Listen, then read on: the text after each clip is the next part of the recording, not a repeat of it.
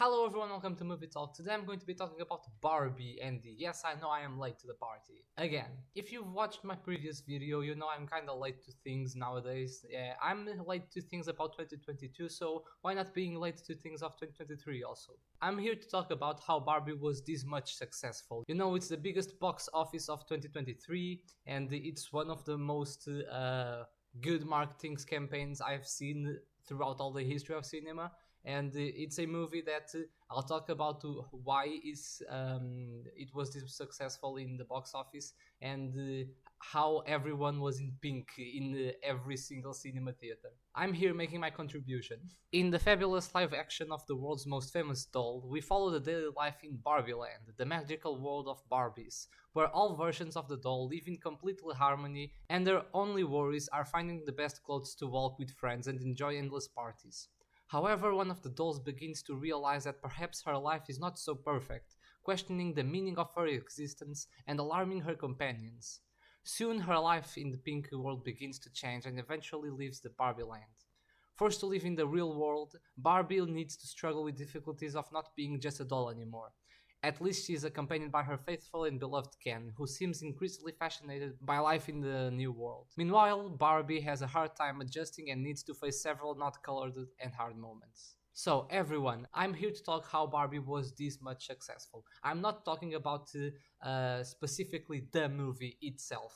I'm not making a review of the movie. Of course, I can link some comments now and then, but it's not the point of the video. So let's begin. For me, there are three main reasons why Barbie was this much successful. One of them is the marketing, not just about the movie, but of the company Mattel and the doll itself, Barbie. The second reason is cinema itself beginning to rise again from the ashes of the pandemic that were an awful years for cinema in 20 and 2021. Now with the other movies starting to bring people to the cinema again, Barbie, of course, was helped by those kind of movies that brought people again into the cinema. And the third reason is none other than Barbenheimer, of course. We'll get into that later. So to start with, I'm going to be talking about the marketing of the movie, not just of the movie, as I said before. Here is a statistic, a graphic that I really loved when I was making a research for this video. I love this graphic because it shows very well what I'm talking about here. These are the gross sales of Mattel's Barbie worldwide from 2012 to 2022. It doesn't have 2023, of course, because the year hasn't ended, but we still have from the past 10 years. The first thing that I want to say about this graphic is that it is on million, as it says here, it's millions of US dollars. And the second thing that I want to say is that I believe that nowadays we aren't in the best era of the peak of the rise of Barbie. Barbie has been a doll that has been in the world for a lot of time. I think it was released. The first Barbie model was in 2000. No, was in the 60s or in the 70s. So we have had a lot of time about Barbie in our world, and I think these last 10 years weren't as great as maybe other past years. But as we can see here, Mattel has sold a lot of Barbies in the last 10 years, and that has definitely helped a lot this movie in the market. As you can see here, 1.2 billion, 1.2 billion, 1 billion. Now we have like 2015, 16 and 17, not as great, but still not below the 8 million level. Then we have again 8 billion, again 1 billion, again 1.1, 1.3. Then we have this boost in 2021. I don't know why. Probably the marketing campaign of the movie was started in 2021. So we have here almost 1.7 billion and here almost 1.5 billion. I believe this year is going to be even better than these previous years, probably reaching the mark of 2 billion. I know not a lot of people have been buying the doll Barbie, but of course we want things about the movie like the pink like these pink shirts, pink clothes, and other things about Barbie. Not Barbie the doll itself, but probably these younger generations are influenced by the movie and want to buy, of course, dolls about Barbie. Now, not talking about this graphic itself, but I have seen a statistic that I can't really show you, so you have to basically trust in me.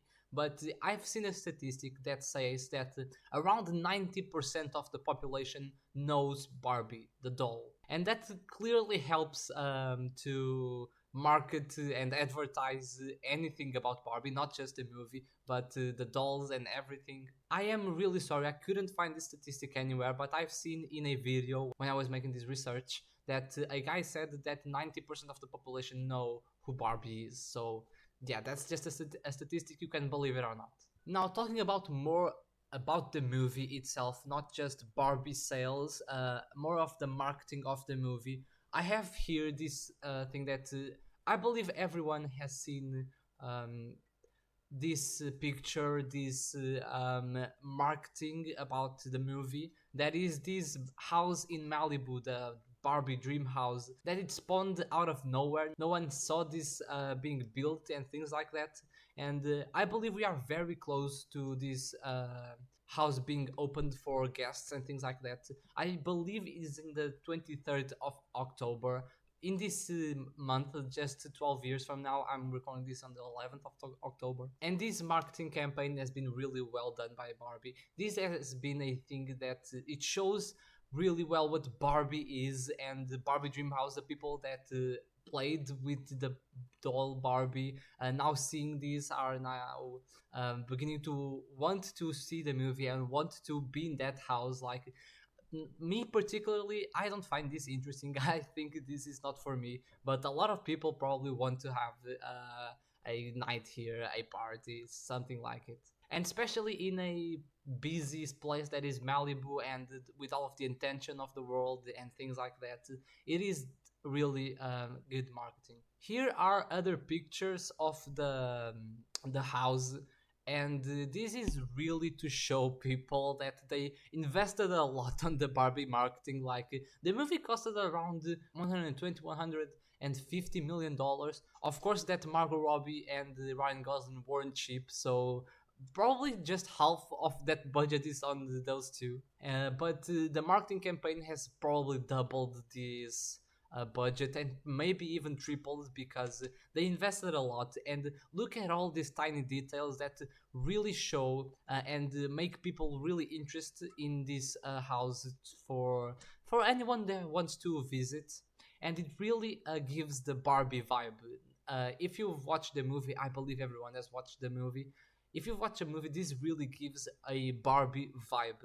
Look at this, at this kitchen. Like we can see it's not exactly how it is in the movie, but you really couldn't make how it is in the movie, because it just wouldn't be livable. Is that a word? I don't think so. But now you can see that here in this image there is a beautiful view for the sea. Here we have these borderless swimming pools that it looks something for rich people, and definitely. And here we can even see a place for Ken to be a lifeguard. Although he's not a lifeguard, his job is just beach. Look at all of the stuff in this picture. Look at all of the tiny details that they had to work on.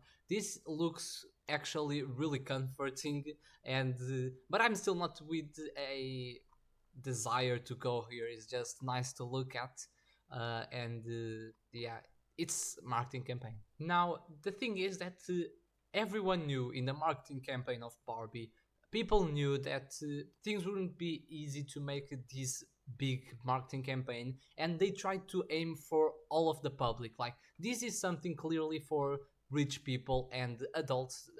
Anyone that is in my age, I'm 17 years old, anyone that is my age will probably not be convinced by this, will probably don't give a shit. And it's nice to look at, but nothing that attracts me personally doesn't attract me.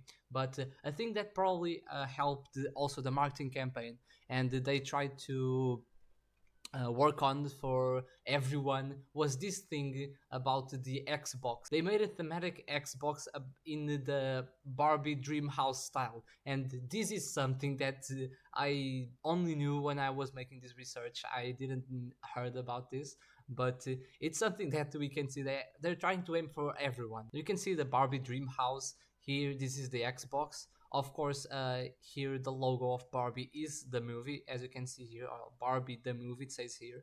And we have these thematic controls for people to buy and play at the Xbox with these controls.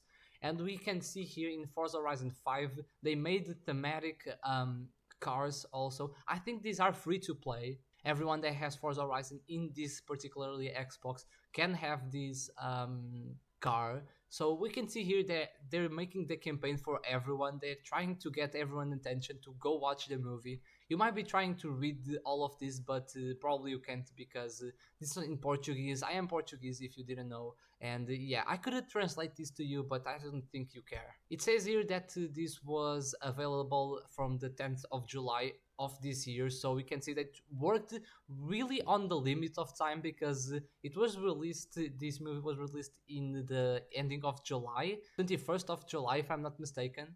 So it was a bit limited on time, but they managed to do. Of course, these aren't the only things that helped the marketing of the movie Barbie, and of course aren't the only things that they've done in the Barbie marketing. When I was in the cinema, when I went to watch Barbie, I remember there was this box just like the one that has in the movie, when they tried to put Barbie in the box to go back to Barbie Land.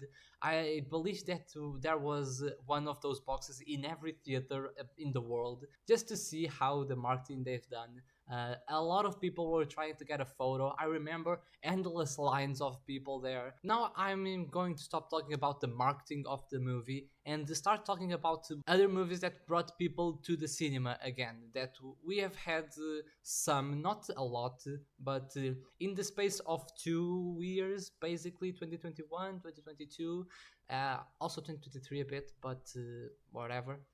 In the space of 2 years, there wasn't a lot of movies, but there still were some. In 2020, I remember the thing of Tenet that Christopher Nolan tried to do. He tried to bring people again to the cinema, but it was too early. And then we had in 2021 Dune, that maybe I don't really remember why it didn't make a lot of box office, but I remember it didn't make a lot of profit. I think the movie costed around 200 million and it just in the box office did like 300 million. It wasn't anything good, but I don't remember why particularly. But one thing that I do remember is the movie Spider-Man No Way Home. That was the movie that brought people to the cinema again, was the first movie after the whole thing with the pandemic that reached the mark of $2 billion dollars in the box office, and it made almost 2 billion. I think I said 2 billion, sorry, 1 billion. It made almost 2 billion, as we can see here. Also, this movie wasn't just a one-off. This movie had the whole thing of the three Spider-Mans, and it had the ending of the trilogy of the Tom Holland movies and the MCU, this kind of stuff. All of Marvel's movies make money, but this was a special one, and I do understand why it made this amount of money. It brought people again to the cinema to have an experience like they had with Avengers Endgame. Then the next movie is something that everyone likes. Everyone likes this movie, and it was a big hit in 2022, Top Gun Maverick. This movie was one to really experience in the cinema. Basically, every movie that I'm talking about here needs to be experienced in the cinema. No Way Home, well, obviously you can watch in your home, and quality wise, probably it will downfall a bit, but not for the particularly reasons that Top Gun Maverick has. Top Gun Maverick is a really well done film, and it was the film after No Way Home, the first movie out 2022 to reach the 1 billion mark. And it's the thing that I believe that not superhero movies are the only blockbusters that we need to have nowadays. I do believe that just well-made films with these technical things that Tom Cruise wanted to have in the movie, I do believe these movies have to be more appreciated by everyone, and this one definitely was. The next movie that I'm here to talk about is the third most highest grossing film of all time, that is Avatar: The Way of Water. The first Avatar is the most profitable, highest grossing film film of all time, being with like 2.9 billion or 2.7, I don't really remember, but something like that. The reason that that movie had that box office was because of the visual effects and the 3D thing. This movie wasn't such a technical change because we already knew what we would expect. But everyone wanted to see this movie because of the marketing. Also, this movie had an amazing marketing, and the visual effects are absolutely stunning. I am so disappointing with myself, so frustrated to not have went to the IMAX. I do believe that in the IMAX this would have been so much beautiful, but I went to the theater, normal cinema, and I still had an amazing experience. Then after these three movies that were in 2021, No Way Home, and these two movies of 2022, we have our first 2023 movie that was Mario. This movie was a pleasant surprise for anyone. I didn't believe that this movie would make this much success. I didn't believe that Nintendo would make an effort to make another Mario movie, but they understood that live action wasn't the solution, and they made this movie that it is really appealing to the eye, really appealing visually, and in the cinema, the colors, all of that stuff are really pretty. It's a really cute movie. Quality wise, like script and that kind of stuff, isn't anything special, but I do believe it's not the worst things that have come out this year. I do believe it's a good movie. I can give it easily a 7 out of 10. I do believe everyone is hating so much in this movie. And that comes to my final reason of why Barbie was this much successful. Of course, these every single of these movies, No Way Home, Top Gun Maverick, Avatar: The Way of Water, and Super Mario, did make everyone went to the cinema again for their own reasons. I do believe Barbie was helped by these movies. But not just that, I've also said it was an amazing marketing campaign, and it is a good movie. Like, if it was bad, probably people would start talking about, it's not such a great movie, blah blah blah. And not a lot of people would have come to the cinema. Of course, it would have made a billion also, but I believe it wouldn't be this much of a hit that it was. And my final reason is probably the one that everyone knows, that is Barbenheimer. Barbie and Oppenheimer did a great deal for cinema. It was these two movies were released in the literally same day, and that brought a lot of people to the cinema. And as you can see here, Barbie made 1.5 billion, Oppenheimer made 900 million. I do believe that Oppenheimer is going to reach the mark of 1 billion. Maybe not this year, maybe in the future with a relaunchment or things like that. And the major thing that I think it helped Barbie was the internet, because when the first trailer came out, everyone was like, a Barbie movie, live action? And everyone was starting to make a lot of memes and things like that. Everyone brought the hype to Barbie. Like, everyone was making memes, was talking about Barbie. All of a sudden, literally everyone was talking about Barbie, and that definitely helped in the box office. I know I have mentioned this, but I wanna say it again, that it wasn't just because of the marketing, it was because that it was a good movie also. As we can see here in the tomato meter, um, the average review of Barbie is 7.9 in all of the critics. In the top critics is 8.10. If you know Rotten Tomatoes, you know that this is a very good grade. We can see here in the audience 4.2 in the verified audience. In all of the audience, we have 3.9 with 73%, 83%. It's all great ratings. And the other movie that I've talked about here, that is Oppenheimer, we can see here that it has an even better reviews. We have here in all critics 8.6, in the top critics 8.7. In the audience review, we have 4.5 and 4.5. It's an amazing review for Oppenheimer, but that's not what I'm talking about here. I'm talking about Barbie. But these movies helped a lot each other. I can easily say that Barbie helped more Oppenheimer than Oppenheimer helped Barbie, but they helped each other definitely. And this was the video, guys. I know people wanted to make a review about the movie Barbie, but I do believe I am so off the time of that timing of the period of Barbie. I believe that this video makes more sense because I was waiting for the box office to chill and don't get any higher, and I was expecting it to stop and start talking about the reasons that Barbie was this successful. I'm gonna make here a quick review. I think this movie is a 7 out of 10. I believe that there are a lot of dull stuff, not dull stuff, dull stuff. Dull stuff, there is a lot. I do believe there is a lot of dull stuff, and I do believe that it's not as great as everyone is talking about, but I do believe it's a 7 out of 10. It's a good film. And this was the video, guys. It was a bit more technical than what I'm used to make. I'm used to make reviews about films and maybe my top 10 like I've done in the last video. Not to really used to talk about movies like this, but I think it was a fun time. What's not going to be a fun time is me editing this video because it has already 30 minutes. So yeah, it's going to be a video that is going to take a long time to edit, but still, I hope you've enjoyed the video, guys, and go watch my other videos. There aren't any other videos like this. I'm here just talking about technical terms and things about marketing, but I usually make reviews in my channel, so go watch it. Tell me what you thought of this video in the comments below, and I'll see you guys next time. Bye.